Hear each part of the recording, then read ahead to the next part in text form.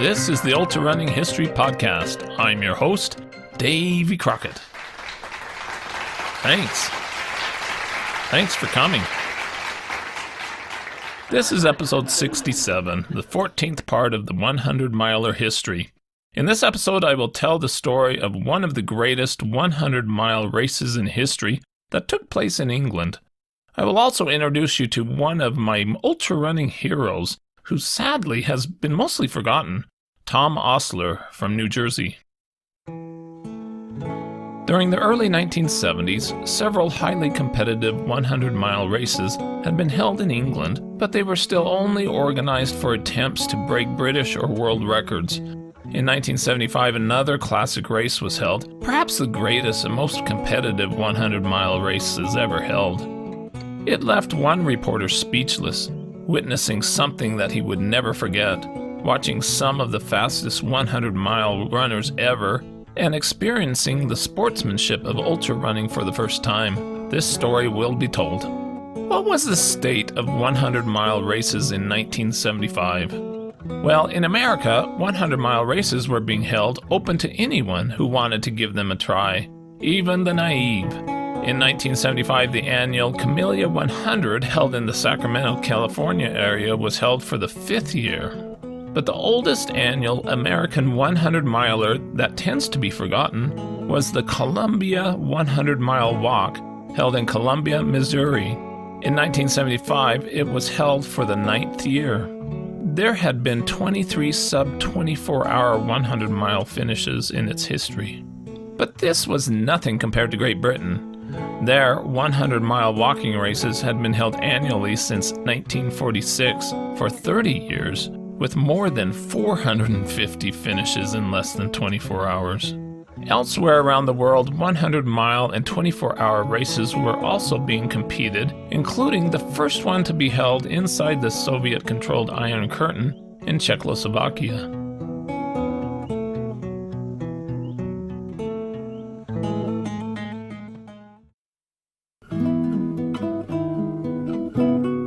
On October 25, 1975, at the Tipton Sports Union Stadium in England, the British Roadrunners Club put on the Accolade 100-mile race that has been called the greatest 100 miles by World Ultrarunning History Authority Andy Milroy. Why was it so significant? Well, the 100-miler was an invitation-only race, and 18 competitors were carefully selected out of a large group who were interested. All were very experienced ultra-runners, but only a few had actually finished a 100-miler. The most experienced 100-mile runner was Ron Bentley, the current 24-hour world record holder with 161 miles. See episode 65. But Bentley was hampered by a recent groin injury. Cavin Woodward, born in 1947, was an accountant from Whitness, England. He started running at the age of 16 in 1963 when he joined the Leamington Cycling and Athletics Club. He took up marathon running in 1971 because he felt sorry for Leamington's veteran marathoner, Tom Buckingham, age 53, who seemed like he was always the only club member competing in marathon events. Other club members soon also joined in, and some moved up to ultras, competing at London to Brighton, 52 miles. At first, Woodward competed in races more for enjoyment than for winning. He said, "But my wife Carol changed that. She was fed up with coming to watch and see me not do very well. So she mapped out a training schedule for me and made sure that I kept to it. It proved a great incentive because Carol comes to watch all my races and gives me encouragement." Wow, winning! Woodward ran his first London to Brighton in 1971 and finished 17th. "I was more interested in finishing than my final position." His best marathon time was achieved that year with 2:19. In 1972, Woodward became a star distance runner and finished 3rd at London to Brighton. By 1974, he was racing nearly every week from 5K upwards. He found that running competitive events was far more rewarding than slogging out miles in training stints, but still trained about 70 miles per week. It was said of Woodward, "He is the man who runs marathons as often as most folk exercise their dog." Most distance runners are content to run a couple or perhaps 3 marathons a year. Woodward reckons to run one every other week. By 1975, Woodward was winning nearly every long race he finished. In April, he set the world record for 30 miles at Ewell of 2 hours 43 minutes. In August, he won the classic Two Bridges race, 36 miles, in Scotland. In September, Woodward ran again at London to Brighton. From the start, he went out fast, grabbed the lead, running 10 miles in just 55 minutes. I felt that if I wanted to run the event, I would have to be 3 minutes ahead of the opposition after 30 miles. In fact, I was 4 minutes up on them. But even at that stage, I couldn't relax. There were 24 South Africans in the field of 100, and I didn't know what they were capable of doing. I always start fast, but for all I knew, they could have been strong finishers. He won, finishing only a minute off the course record. He had finished on the podium for this international race for 4 years in a row. There was no doubt that he was the most dominant ultrarunner in the world in 1975. Runner Martin Thomas wrote of Woodward, He is 28 years of age, about 5'8" in height, and weighs 130 pounds, enjoys his running, trains twice a day, 3 miles in the morning and 10 miles in the afternoon, with a pace varying between 6 and 7 minutes a mile. He is a prolific racer, with rarely a weekend away from competing cross-country, road, track, and a few cycling races thrown in when light on for running races. In 1975, Woodward turned his attention to getting ready to run the Accolade 100. The 100-mile world record at that time was 11 hours 56 minutes, held by Derek Key of South Africa. See episode 65. Woodward knew that, and while planning for the race, examined Kay's splits from his record-setting run. He decided that he would stick with his own strategy of going out fast as long as he could. No matter what pace you start at, you will slow eventually. So start at a fast pace, which will give you momentum. The reason why I go out in front is because I want to run my own race. If you are in a bunch and the front runners stop, you have to chop your stride. In front, I can speed up when I feel like it and do what I want to do. But Woodward had never run beyond 52 miles and had his doubts whether he could even hang on to reach 100 miles. For the 6 a.m. start of the Accolade 100, it was reported, A dull and misty dawn broke to reveal a scene reminiscent of some medieval tournament, with brightly colored tents that would shelter the many handlers ready to bring aid to the present-day warriors who would be fighting out on the yielding but soft cinder track. When the race started, Woodward took off like a marathon runner, a speed that appeared to surprise the timekeepers and recorders as they sat in their drafty stand. He reached the marathon mark in 2 hours 31 minutes. Wow. With a lead of more than 16 minutes. Woodward continued to cruise way ahead of the field and reached 50 miles in a world record time of 4 hours 58 minutes, the first ever to break the 5-hour barrier.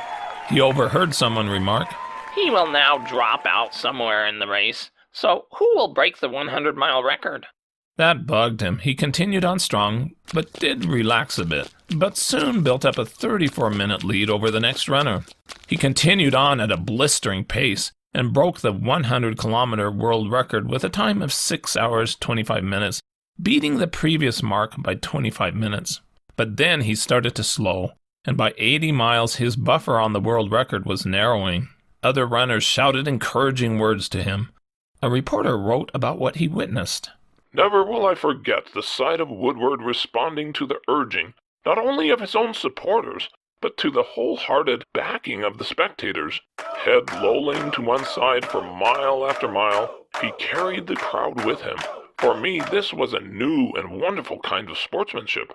Runners spurring each other on in spite of knowing that the man they were trying to help might finish in front of them. The spirit filled the reception area as runner after runner staggered toward the finish. Despite his struggles, Woodward broke the 150-kilometer world record with a time of 10 hours 44 minutes, and then, with the end in sight, picked up the pace. His last mile was clocked in 7 minutes and 7 seconds. He crushed the 100-mile world record with a time of 11 hours 38 minutes, breaking Kay's existing world record by 18 minutes. After finishing, Woodward was overcome with emotion and had, quote, a bit of a sob. He was hustled from the track to an ambulance. He explained, I was okay. They just wanted to get me away from the well-wishers and let me rest. The second-place runner finished with an outstanding time of 12 hours and 2 minutes. What made this 100-mile race so great was that 11 runners finished in less than 15 hours. Woodward looked back on the accomplishment and said, I proved that it could be done. I hope I have altered the outlook of some runners. I hope I proved that running even-paced is not the only way of winning races and breaking records. I would like to think that if a runner wants to try and run ultras fast right from the start, against the wishes of his coach or trainer, he could convincingly argue that that was the way Cavin Woodward did it. Woodward finished without any significant injury, but said from home the next day, I'm very stiff and aching all over, but considering I had never run further than 53 miles before, I felt great. He recovered fast and ran with his club in races the following weekend. Woodward continued to run ultras at a world-class level into his 50s until 1998. He ran more than 200 marathons or longer during his life and accumulated a collection of 600 trophies and medals. Cavin Woodward died suddenly of a heart attack in 2010 at the age of 63. In 1968, the Soviet Union invaded Czechoslovakia. Prior to that, marathon runners had been participating in running events in Western Europe. Ivo Demansky, a marathoner who became an ultrarunner, shared what life was like for an ultrarunner during the early 1970s. Around the end of 1971, normalization in the then Czechoslovak Socialist Republic came to a close, and as for trips to capitalist foreign countries, it became increasingly difficult to travel there. In 1973, Demansky managed to get the approval of the Tourism Association to go and compete in one of the several 100-kilometer races that were beginning to be held in Europe. He went to run in the 100K race in Denmark, a road race in its second year. Many of these European 100Ks were both hikes and runs that would attract hundreds and even more than 1,000 walkers. These long-distance walkers were called tourists. Also with him was Bratislav Mlata, who would be one of the greatest Czech ultrarunners of the time. For both of them, this was their first 100K. In Copenhagen, they stayed in a large sports hall with sleeping bags. At the start, about 100 runners, an additional 1,400 walkers, took off in Copenhagen, going along the coast and running through Kronborg Castle, the setting for Shakespeare's Hamlet. Demansky recalled, To this day, I see in my mind a wreath of lights on the opposite Swedish bank, on the Straits of Öresund. We ran most of the 100 kilometers at night. Mlata finished in second place with an amazing 8 hours 45 minutes, and Demansky finished in sixth with 9:28, a great showing against the Danes. A couple years later, they were also able to run in a 100K at Biel, Switzerland, with 2,500 runners and walkers. This race had been held since 1959. Demansky finished 8th in 8 hours and 3 minutes. It had a completely different atmosphere than Copenhagen. On Friday at 10 p.m., about 2,500 runners and tourists gathered at the start. The 100K course in Biel was a large circuit without elevation gain, especially the difficult night section along the banks of the Ara River, which the local marathons nicknamed Ho Chi Minh Trail. Ultra marathons started to be held in Czechoslovakia in 1974, including a 50K on a cross-country ski course in the Jezera Mountains and a 100K road race held in Liberec. But the big event was held on September 19, 1975. It was a 24-hour race held in Dobrsky, Czechoslovakia. The road course consisted of a 100K loop along with a 1 kilometer out and back. There were 56 runners, including 4 women, the best ultra runners in Czechoslovakia, and a few others from Eastern European countries competed. The star of the event was Bratislav Mulata, age 33. Mulata reached 100 miles in 16 hours 41 minutes and went on to win with 133.5 miles. 20 runners reached 100 miles in this first modern-era 24-hour race held in Eastern Europe in Soviet-controlled territory. Mulata was a very gifted ultrarunner, but left the sport 2 years later. Domansky said, "It is an internal pity that he ended the sport prematurely." Tom Osler of Camden, New Jersey was born in 1940. He had an important place in 100-mile history because of his training theories and his 1976 24-hour run in New Jersey, bringing focus on ultrarunning in that state. Of his youth, he said, I was a sickly little kid at 12 or 13 and didn't have many friends. This annoyed me, so I decided to leap headfirst into every sport there was. I was terrible. I came home night after night looking like an ad for the Blue Cross. Osler was an excellent student, but purposely lowered his grades for a while in order to fit in as a, quote, regular guy. Then the gang in his neighborhood picked up distance running as that day's form of athletic torture. Osler jumped in headfirst and started to run. When he was 14 years old, he had dreams that he would be the first person to break the 4-minute mile. He did a test mile run and finished in 6 hours 30 minutes. In 1954, England's Roger Bannister was the first to break the 4-minute mile, and Osler's dream was crushed. He started to train hard and at Camden High School was on the track team. His best mile was 4 hours 54 minutes, which was disappointing to him, but he was one of the best high school milers in Camden. He finished his first marathon when he was 16 years old with a time of 3:27.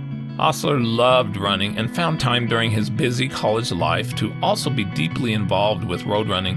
In 1959, he helped found the Road Runners Club of America and was its first co-secretary. He ran multiple times a month in many shorter races in Philadelphia and throughout New Jersey. Osler said, At the time, you only ran in a proper athletic setting. You ran in a park or on a track. You certainly never ran in the streets. If you did, you were stared at by everybody. Yes, he ran on the roads. Other runners would ask me, how did you stand the ridicule? My answer was that I simply ignored it. Frequently, he was stopped and questioned by police while running, thinking he was running to try to get away after doing some crime. Once he was even pulled into a patrol car.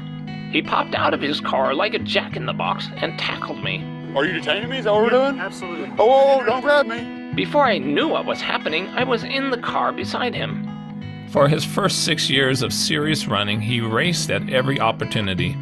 But overtraining started to plague him. I had a sciatic nerve condition that left me unable to walk. I still remember going out to train and going so slowly due to hip pain that even the dogs looked at me puzzled. They couldn't decide if I was running or not, and were confused as to whether to chase me. I soon figured out that rest and healing was just as important as training. In 1963, after reading Running to the Top by Arthur Ledyard, he adopted the method of slow training and took his first giant leap forward. He started to run steady miles, often reaching 70 to 75 miles a week, much of it on the road. As he coached himself, some wins started to come, and he finished the 1964 Boston Marathon in 2 hours 47 minutes. Osler became lifelong friends with future ultrarunning legend Ed Dodd in the early 1960s when Dodd was still in high school. They would do long training runs together. In 1965, at the age of 25, Osler was, quote, beaten soundly by Dodd, age 19, who became captain of the St. Joseph University cross-country team. This increased Osler's motivation, and he said, The old competitive zeal was put into high gear. He raced nearly every weekend and won about 30 races in 1965 for distances from 3 to 15 miles, both on roads and cross-country. In 1966, Osler became a math instructor at St. Joseph's University in Philadelphia and continued his prolific racing and winning. In 1967, he set his marathon personal best at Boston, finishing 16th with a time of 2 hours 29 minutes. In 1967, Osler was inspired by Ted Corbett to give ultramarathons a try. He began doing 50-mile training runs from Collingwood to Atlantic City, New Jersey. Confident that he could do well, he began preparing to run in the 50-mile national championship to be held in November 1967. He ran every afternoon after classes covering 75 to 80 miles a week and averaging 7.5-minute miles. The first modern-era American 50-mile championship was held in Poughkeepsie, New York. There were 13 starters, including legendary and future 100-mile world record holder John Tarrant, the Ghost Runner, who came from England to run. See episode 63. On race day, Osler, aged 27, took control of the 50-miler early and even led Tarrant. The last 40 miles were run in a steady downpour of freezing rain. I felt perfect for the first 41 miles, like I had just started. Then a slow weariness set in. It got worse as I went along. It was cold, but my main worry was that it might freeze. Osler won in 5 hours 52 minutes, beating Tarrant by about 10 minutes. The 50-miler took a toll on Osler. His legs were stiff and tired for several weeks after that, and he did not like feeling so shattered. I felt sick and weak. I became gun-shy and did not enter another 50-miler until 1974. In 1967, Osler privately published 2,000 copies of a 29-page training guide booklet entitled The Conditioning of Distance Runners.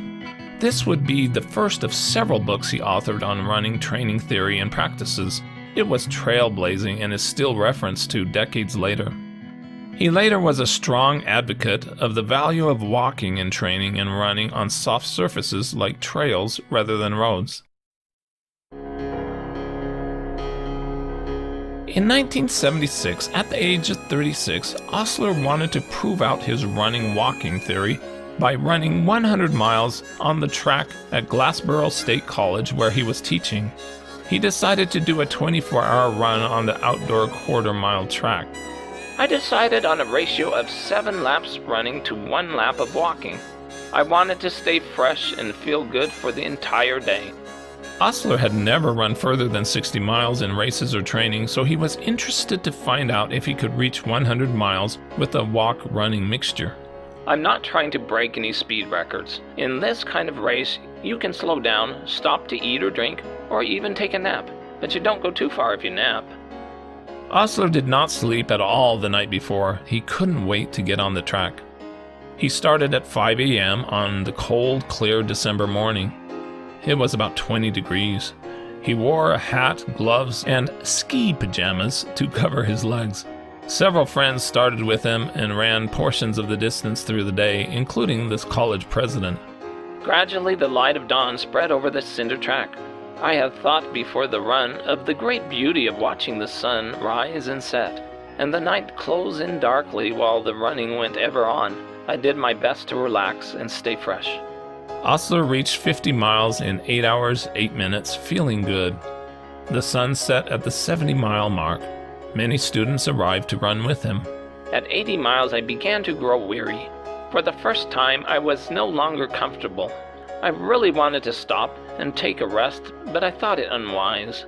He recovered at 95 miles and finished strong, reaching 100 miles in 18 hours, 19 minutes. The college president and reporters were there to offer congratulations. He stopped for a rest and a warm spaghetti dinner and a 10-minute nap. After the break, he couldn't get himself to run at all and proceeded to walk for the remaining time, covering 114 miles before he was done.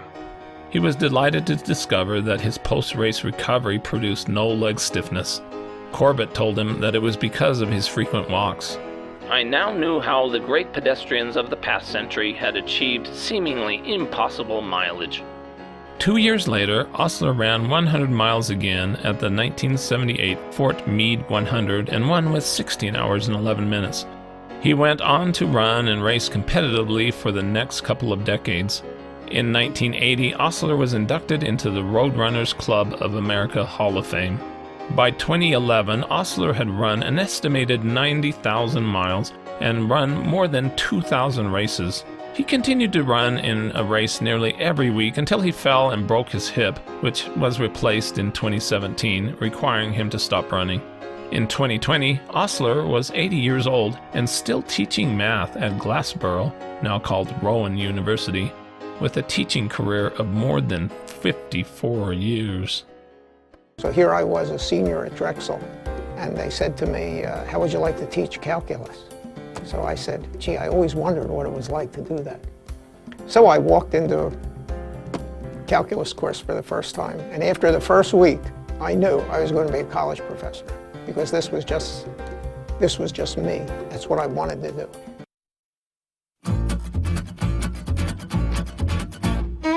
After Ron Bentley's 1973 24-hour record of 161 miles was published in the Guinness Book of World Records, naive but determined runners sought to break it.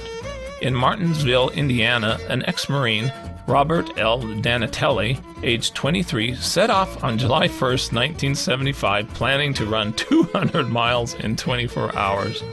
With permission from the state police, he started his run on Interstate 74 at 8 a.m. After 2 hours, a white unmarked car rolled past him near Brownsburg. A voice over the public address system on the car warned him to get off the highway. Pull over! Danatelli said. He kept running, but the car came by a second time, and the voice said if he was seen again, he would go to jail. Danatelli took the warning seriously, stopped his run, and called for a ride. He later called the police, but they checked their records and had no units in the area at the time. They said next time they would give him a written authorization to carry. So 1 week later, he tried again, this time with a state police escort from Indianapolis to Peoria. But he only made it to 45 miles because of a muscle pull that occurred around mile 20. The leg finally stiffened up when he stopped to rest at a service station near him. He was then taken to the hospital for treatment. If he would have continued, Illinois State Police were ready to stop him from running on Interstate 74 in their state. Breaking a true world record was harder than it sounded. He did not make another attempt. Stay tuned for more 100-mile history. With that, this is Davy Crockett, and this is the Ultrarunning History Podcast. I hope you run fast and far, enjoy life, get outdoors, and most of all, stay safe and don't take unnecessary chances.